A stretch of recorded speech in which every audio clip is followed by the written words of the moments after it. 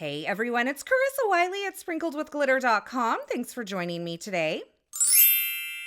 Today I am sharing another video in my simple set series, and I didn't start out by wanting to create a simple set.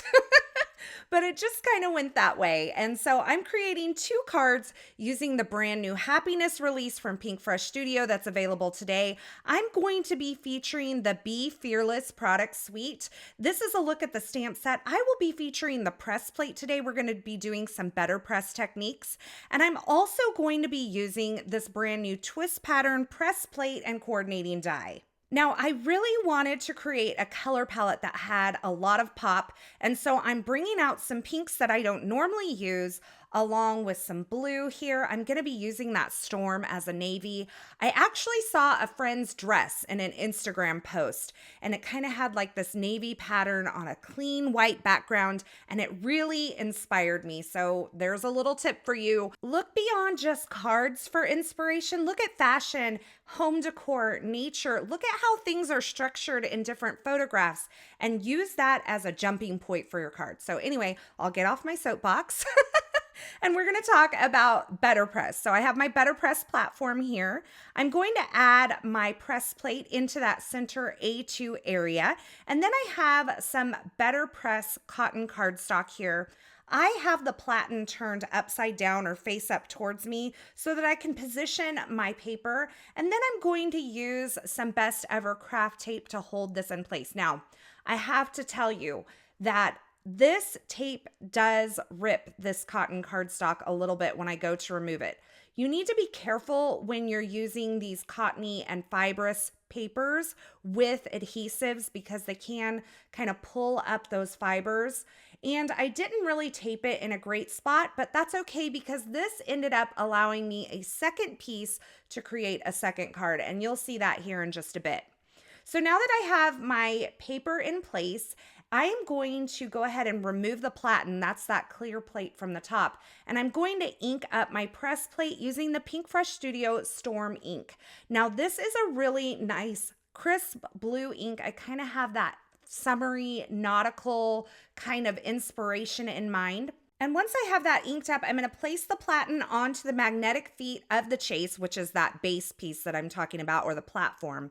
And I am going to run that through my die cutting machine. Now, as it runs through, that platen will press down onto the inked up press plate that's below it and transfer that ink over to my cardstock. So there's a look at it. It's very beautiful. When I go to remove the tape though, I did rip it a little bit. Now, there's a couple things you can do. You can kind of de-stick your tape a little bit on your fingers before you tape it in place. Or you can make your paper a little bit bigger and then tape around it. I did have to kind of work around the pattern of this press plate. But because I ripped that and because it had my tape had kind of blocked some of the ink in areas, I went ahead and did this again. And like I said, this worked out good because I had 2 pieces that I could then use on 2 different cards. Now I'm going to ink this again, but you'll notice that I kind of pulled down onto that magnetic mat that's in the BetterPress system that's holding my plate in place to make sure it's in that lower right hand corner before I re-inked and before I sent my paper through again. This magnetic mat is a lot like the mat in your MISTI, and it does have a little bit of wiggle room because you have to be able to get it in and out. So I recommend making sure, just like you would with your mat in your MISTI, to make sure every time you use it that it's tucked into the same corner, whether that's the upper left, the upper right, the lower left, or the lower right for you. Just make sure that you consistently kind of pull that mat down into the same corner because that will allow you to re-ink your plate and press in the same place over and over again. So I'm going to ink up now this Be Fearless press plate in the same Storm ink. I'm going to run that through my die cut machine, and I decided to re-ink again, making sure that I have pulled that mat down into the lower right-hand corner, and that allows me to create the impression in the same spot as before. Now I went ahead and wiped my press plates down with a baby wipe to just remove the ink. You could use a different type of cleaner for it. The baby wipe works, rubbing alcohol works, some archival stamp cleaner will work, whatever you want to clean it with. I just wouldn't use anything too harsh. Now I'm going to take the coordinating stencils for the Be Fearless product suite, and I'm going to start doing some inking. Now, I wanted a color palette that had some drama. So I'm going to use some really bright greens. I'm using Citron and bay leaf. And because this paper, I have it on a grip mat here. This is the Alta New grip mat. Because it is so fibrous and cottony, it didn't really want to stick super well to the grip mat. So I just put a little piece of tape in the upper right-hand corner so that I could keep that in place. Now I'm inking up my florals with some bubblegum ink, and I'm coming in again with some more of that bubblegum ink in some of the darker areas. And for the darkest pink, I'm going to use the Raspberry Bliss. This is a beautiful pink color combination. I hardly use it because I like the corally pinks so much, but this was the perfect pop for this color palette. And because I'm using like these really bright greens and these really bright pinks along with that darker, deeper navy, this gives these cards a lot of drama. Now for the details on my leaves, I used bay leaf. And now that I'm done with all of my stenciling, you can see I have these beautiful colored florals with that navy blue outline. I can take this over to my die cut machine and line up the coordinating one-piece die and run that through my die cut machine. And this allows me to cut out all of these florals at once. And this is another great strategy when you're making a set of cards, is use a stamp set that gives you a lot of stamped images in one go. So the Pinkfresh Studio stamp sets or BetterPress plates often have multiple images that will stamp or press at the same time, giving you a lot of things to work with. Now I'm going to take the coordinating die for this twist pattern press plate. I'm going to run that through my die cut machine. And I did notice that with this cotton cardstock, it does sometimes need a little extra pressure. You can see I'm having to pull out some of these pieces here. And I did want to note also that this die, there is a right way and a wrong way. Like there's one end that's a little bit longer. It lines up a little bit differently, the top from the bottom. So just keep that in mind when you're die cutting this. So now that I have my pieces die cut, I'm going to use the Folk Edge circle set from Pinkfresh Studio and die cut some navy cardstock. And I thought originally I might use a navy card base, which is what you're seeing here, but I ended up going with that crisp white card base, and I absolutely love that. So I'm going to take the larger piece of these florals from the Be Fearless press plate set, and I'm kind of arranging them around the circle. I have that large floral image and a couple of those smaller leaf pieces that I'm kind of curving around the edge of that circle. And I love that arrangement. So I'm going to go ahead and take my sentiment. This is from the Be Fearless stamp set. It says Be Fearless. And I'm going to ink it up and stamp it onto some white cardstock. This is Concord and Ninth white cardstock. It is my favorite white cardstock. I buy it by the ream, and I'm not even joking. So I'm going to ink that up in the Storm ink, stamp it onto my cardstock, and then I will use the coordinating die and die cut that out. And I will have kind of all of the pieces ready for my first card project. Now you're kind of watching me piece this card together, and this is very typical of the way that I work. Sometimes I have things that I know that I like that floral element and that circle and that background. And sometimes I'm uncertain of things like what color card base am I going to use?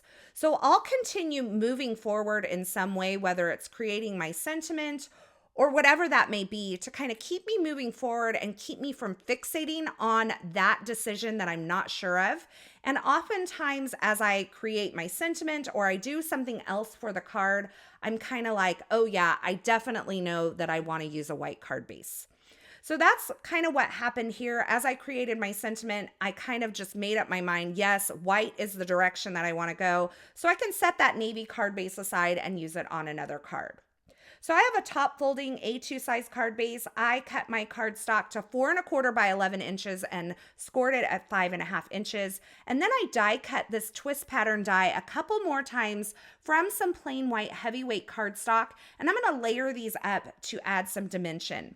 Now in my second card, I'm going to use some foam adhesive to adhere my twist pattern to my card base. But for this one, I decided to go ahead and do the die cuts. Both methods work well. It's whatever you're feeling at that time. But I think this little bit of dimension that I'm giving to this background gives it quite a bit of drama. And so that's another element of the drama on these cards that we're creating. It's not only the color palette and that striking contrast between the navy and the white and those bright pinks and the bright greens, but it's also the dimension that gives it some drama. And so if you're wanting to pump up the drama on your card project, then go ahead and pick a palette that has a lot of pop, a lot of contrast, and give your card some dimension. I think that you'll be really happy with it in the end. So now that I have those pieces kind of adhered together, I have a large acrylic block over the top of those to kind of hold the pieces in place as they dry. I'm going to take some foam adhesive and add my floral pieces to the circle that I've die cut. Again, having a lot of contrast with that navy circle is really going to make everything just pop and feel very dramatic. And I'm taking these leaf pieces and kind of tucking them behind as well. This kind of builds up that arrangement. Now, does the floral piece on its own look wonderful and beautiful? Absolutely. But kind of adding a couple more of those smaller elements really just brings it to life and kind of finishes off the kind of roundness around the circle, or that partial wreath kind of pattern that we're going for here. And so I thought that was really beautiful. Now I'm going to add my sentiment here. I have a little bit of foam adhesive on the right side of these words, and then I used a little bit of liquid glue to adhere them over the top of the florals. And I think I added a couple of layers of white cardstock behind those as well. So now that I have that assembled, I'm going to go ahead and start assembling my card. Again, using liquid glue on the back of this twist pattern. And this is a really great background because it fills the entire surface of an A2 size card. So an A2 size card measures 4¼ by 5½. So this is going to take up the entire card front. But you can also trim this down, which I'll do in card number 2, to make it fit on a smaller card, or you could kind of nestle it in on a larger card as well. So there's a lot of ways to use that. Now I am adhering my circle. I added some foam adhesive to the back of that. Again, just pumping up the drama a little bit with some dimension and placing that on. Now it was at this point that I was like, I have these other pieces. I should totally do something with them. And so I did. I went ahead and die cut that first kind of fail of that twist pattern. It only failed because I had tape in the way of part of the pattern along the top. And so what I did was I die cut this down, and I decided that I could trim it down a little bit and make it smaller and use it on a card. So that's exactly what I'm doing. I decided to create a 4-bar card. Now, a 4-bar card is so much fun to create. It's like a smaller little note card. It measures 3½ by 5 inches. So if you cut your cardstock to 3½ inches wide by 10 inches long and then score it at 5 inches, that will give you your top folding 4-bar card base. So now that I have my card base created, I have foam adhesive on the back of my twist pattern. I'm kind of lining that up in the center of there. I had trimmed down a little bit off of this already, but you can see it's still too large for the card base. Once I've centered that up on my card base, I'm going to just take my scissors and trim this down. Now, the reason I used foam adhesive on this smaller card is because I knew there would be overlap on the edges. And if I had multiple layers of cardstock, it's a little bit harder to trim through those multiple layers of cardstock and kind of trim it around the card base. So in this case, I used foam adhesive. I used some foam adhesive strips from scrapbook.com for kind of their narrowness and added those to the back. But you can see I was able to easily trim off the excess. And now I can create another kind of partial wreath pattern with the excess florals that I had left over from that one press of the press plate. Now, to bring in a little bit of drama, I decided to white heat emboss my sentiment onto this navy cardstock. This sentiment is also from one of the new products in the Pinkfresh Studio release. So I've gone ahead and prepped the surface of my navy cardstock with my powder tool. I'm inking up my sentiment using some Versamark ink, which is the ink that I use to heat emboss. I stamped it once. I considered taking it out because I had a really good stamped impression. I decided to go ahead and stamp it again just because, just to make sure. Then I took it out of my Misty stamping tool. I'm adding some detail white embossing powder. This is from Wow. And I kind of just do it a couple of times and then kind of knock off the excess. And then I'll take my heat tool and melt that powder. Now you want to make sure the powder is shiny, but when it's shiny and smooth, you need to keep moving your heat tool, because if you heat too long, you can definitely overheat your embossing powder and then it will flatten out and kind of get dull. Now, once it has cooled down, I can take a microfiber cloth and wipe away all that extra powder. Then I use the coordinating die to die cut that out. I'm going to go ahead and add my floral pieces on with a little bit of foam adhesive here onto my card front. And then I'm going to add my sentiment with some foam adhesive as well. And I love the way both of these cards turned out. I think the color palette is so striking, so beautiful, so high contrast. And then that navy in there just really, I mean, with the pink and those bright greens, I mean, come on, I love that. So I'm adhering all of my pieces here. And then I decided, do I want some like embellishments? Do I not? I decided to go ahead and use some embellishments, but I'm using something very simple.